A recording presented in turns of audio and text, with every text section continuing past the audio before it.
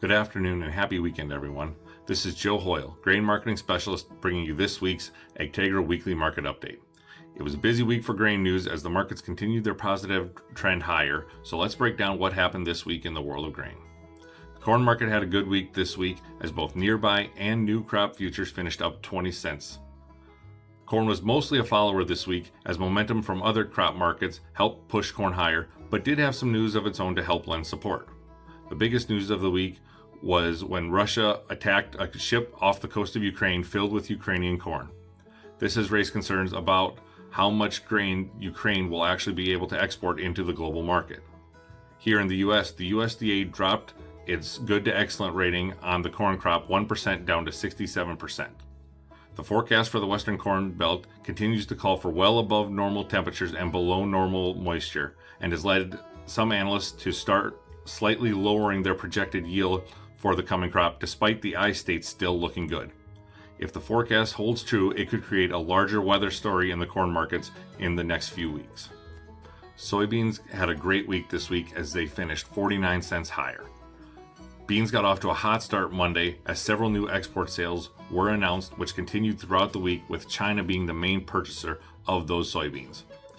We did take a slight step back on Tuesday after the USDA announced a 1% increase in good to excellent ratings for soybeans, bringing it up to 66%, while most of the trade was expecting it to actually be lowered.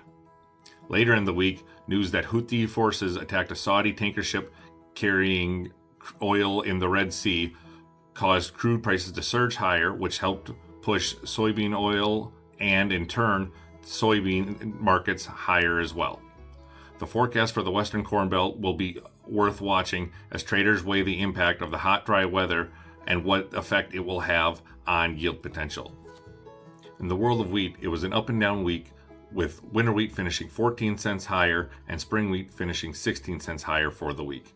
It got started with the USDA dropping the good to excellent rating of spring wheat by 5% down to 53% good to excellent.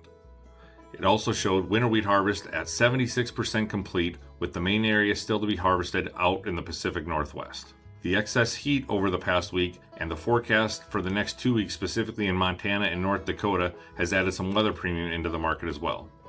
Speaking of North Dakota, the North Dakota Spring Wheat Tour took place this week and showed an estimated yield of 48 bushels an acre compared to 49 bushels an acre last year. And of course, we can't talk about wheat without talking about the Black Sea. The intensifying attacks between Russia and Ukraine have added more war premium back into these markets. Ukraine has announced that it is going to temporarily suspend allowing ships to come into their ports. Meanwhile, Russia appears that they are going to try to go around the Black Sea to get their wheat to the world.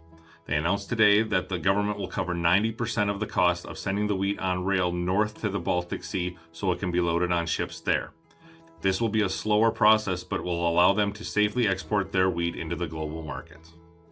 For more information about the markets or to learn about what marketing options are available, please contact your local Agtegra grain marketing specialist. We are here to help. It's what we do.